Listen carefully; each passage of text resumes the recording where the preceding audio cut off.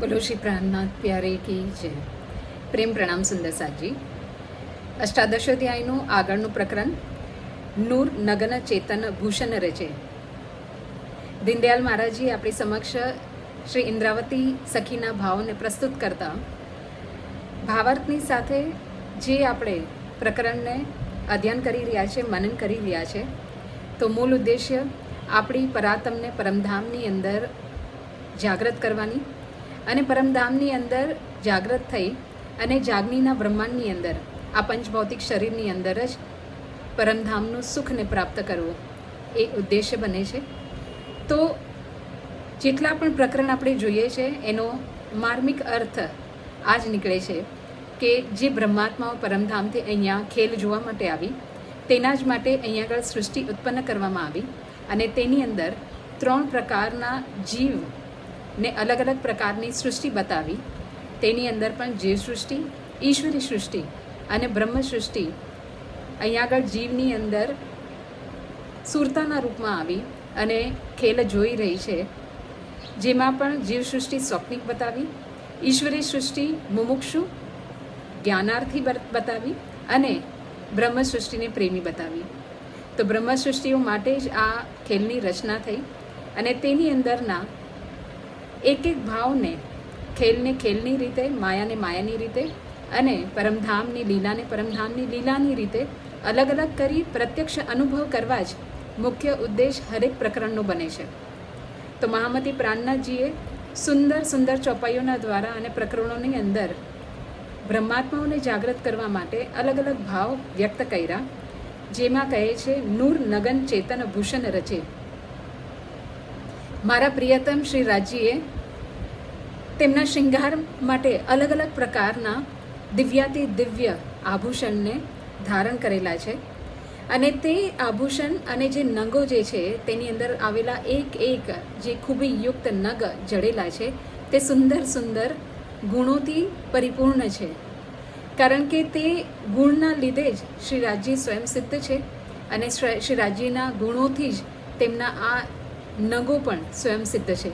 તો બંને અરસ પરસ્પર છે અને તે જ દિવ્ય આભૂષણની શોભા સુંદરતા ધારણ કરતા ધામધની સુશોભિત થવાના કારણે ભૂષણની શોભા ઓર વધી ગઈ છે।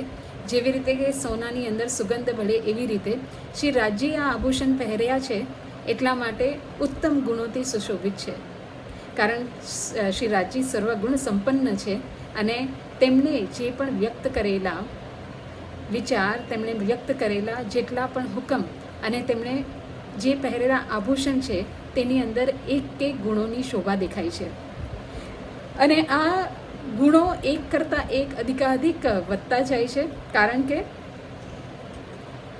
પ્રિયતમ શ્રી રાજજીએ તેમને ધારણ કરેલા છે।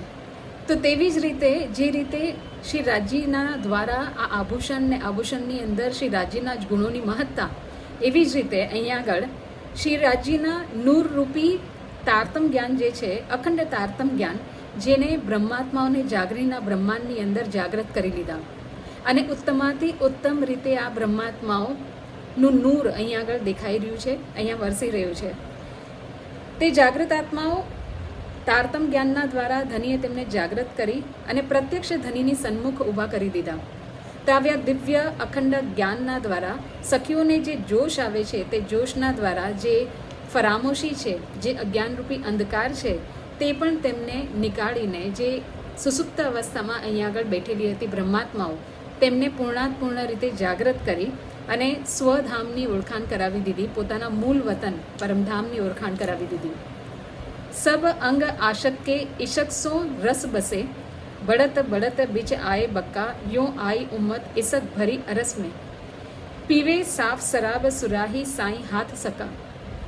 આ સ્વધામની પ્રેમી આત્માઓ પોતાના સર્વાંગ એટલે હર એક અંગથી પ્રેમાસ્પદ શ્રી રાજજીના અંગની અંદર એવી રીતે ઓતપ્રોત થઈ ગઈ કે જાણે અદ્વૈત ભાવથી સરભર થઈ ગઈ હોય। શ્રી રાજજી અને બ્રહ્માત્માઓના વચ્ચે કોઈ પણ પ્રકારનું આવરણ નથી, કારણ કે તારતમ જ્ઞાનને તેઓએ નિશંક બનાવી દીધા। તેઓની અંદર પૂર્વ પરમધામની અંદર જે પ્રેમ રસ હતો તે પ્રેમ રસ ફરી પાછો ઉમડીને આવી ગયો અને એ વધતો એટલો વધી ગયો કે તુરંત જ પોતાના ધામની અંદર સન્મુખ શ્રી રાજજીના પહોંચી ગઈ અને કોઈ પણ પ્રકારનું અંતર જોઈ શકતી જ નથી. આ પ્રમાણે પ્રિયતમ ધનીના પવન પારમ જ્ઞાનરૂપી હસ્તકમલ દ્વારા સ્વચ્છ અછૂત પ્રેમરૂપી મદિરાનું પાન કરી રહી છે બ્રહ્માત્માઓ, અને તે પ્રેમની મસ્તીમાં એવી મદમસ્ત થઈ ગઈ છે કે તેઓ મહામતી બની ગઈ. અને મહામતી દરજ્જામાં પહોંચેલી બ્રહ્માત્માઓ દિવ્ય પરમધામની અંદર આવી અને પોતાની સ્વ આત્માને પરાત્માને જોઈ રહી છે. હક્કે અબ લીએ ફેર અંધેર સે ઇન બેર રૂહે મોમિન પહોંચ્યા અરસ માહે તન વ્રજ રાસ જાગની તેનો સુખ દે કે મોમિન તન કિએ ધન ધન. અક્ષરાતીત પ્રિયતમ ધામ ધનીએ જાગનીના બ્રહ્માંડની અંદર તારતમ ઇલમ દ્વારા બ્રહ્માત્માઓની સુરતાને, જે આ અજ્ઞાન અંધકારની અંદર હતા, તેઓને દિવ્ય પરમધામની અંદર પહોંચાડી દીધા. તેઓની દ્રષ્ટિ જ પરમધામની અંદર ફરી ગઈ તો ફરી પાછું અહીંયા આગળ સંસારનો મોહ તેને સ્પર્શ કરી શકતો જ નથી. જેથી બ્રહ્માત્માઓ જાગૃત થઈ અને પોતાની દિવ્ય બેઠક મૂલમલાવાની અંદર બેસી અને પોતાની જ પરાતમને જોવા લાગી. અર્થાત ખેલની અંદર આ જ આત્માઓ પોતાની પરાત્માને નિશ્ચિત કરી લીધા કે અમે પરમધામથી આવેલી છે અને પરમધામની અંદર જ ધામધનીની સાથે અમારો પૂર્વવત સંબંધ છે, અખંડ સંબંધ છે. આ પ્રમાણે પ્રિયતમ શ્રી રાજજીએ તેઓને વ્રજની લીલા, રાસની લીલા, જે પોતાની લીલા છે તેનો પ્રત્યક્ષ દર્શન કરાવી અને અહીંયા જાગનીના બ્રહ્માંડની અંદર પણ અલગ અલગ પ્રકારના સુખનો અનુભવ કરાવીને બ્રહ્માત્માઓને આ પંચ ભૌતિક શરીરની અંદર જ્ઞાન આપી, તારતમ જ્ઞાન આપી નિશંક કરી અને કૃત કરી દીધા. જેથી તેઓ બંને પેર ધન ધન કહેવાયા. પરમધામની અંદર તો પરાતમને પોતાની આત્માને પ્રત્યક્ષ રૂપમાં જોઈ જ રહી છે, લીલાનો અનુભવ કરી રહી છે. સાથે એ જ બ્રહ્માત્માઓ અહીંયા આગળ જાગનીના બ્રહ્માંડની અંદર પણ ધામધનીના પ્રેમરૂપી રસનું આસ્વાદન કરી રહી છે તારતમ જ્ઞાનના દ્વારા.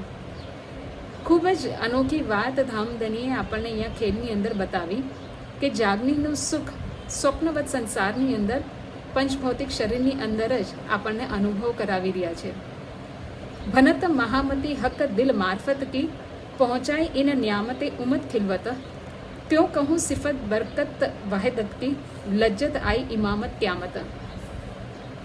મારફતી દરજ્જાના જે શબ્દ શ્રી મોહમ્મદ સાહેબના દ્વારા જાહેર થયા ન હતા અને તેમણે ઇશારો કર્યો હતો કે ક્યામતના સમયની અંદર ઇમામ મહેંદી એટલે કે હક સ્વરૂપ સ્વયં આવશે, ખુદા આવી અને આપણને મારફતથી જ્ઞાન આપશે.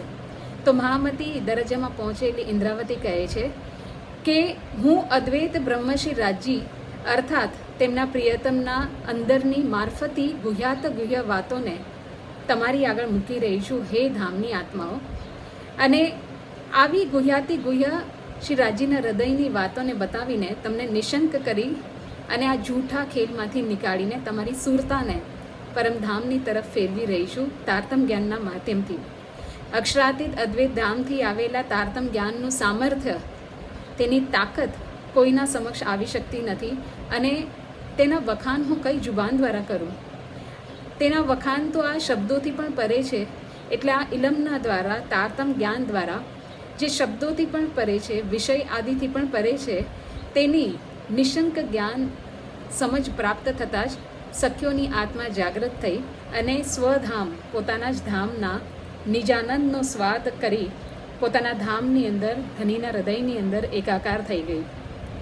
તો મહામતી દરજ્જામાં પહોંચેલી ઇન્દ્રાવતી પોતાના જ અનુભવોને વ્યક્ત કરતા ધનીના હૃદયની વાતો મારફતી જ્ઞાનને બ્રહ્માત્માઓના સમક્ષ કહી રહી છે કે તમે જ અહીંયા આગળ જાગનીના બ્રહ્માંડની અંદર આવેલી છો અને આ જ ક્યામતનો સમય છે જે મોહમ્મદ સાહેબે આપણા માટે અંકિત કરેલું હતું.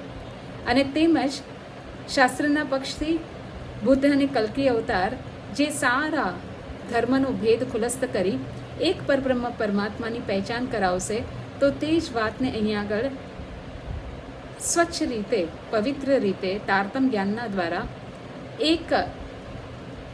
માત્ર એક જ પરબ્રહ્મની પહેચાન કરાવીને આપણને દિવ્ય જ્ઞાન આપી રહ્યા છે.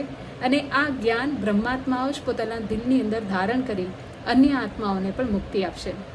તો આવા જે શબ્દોથી પણ પરે તારતમ જ્ઞાન છે, જે અખંડ જ્ઞાન છે, તેના એક એક શબ્દ જો આપણા દિલની અંદર ગ્રહણ થઈ ગયા તો એક જ શબ્દ આપણું જીવનને કલ્યાણકારી બનાવી શકે છે, મંગલકારી બનાવી શકે છે.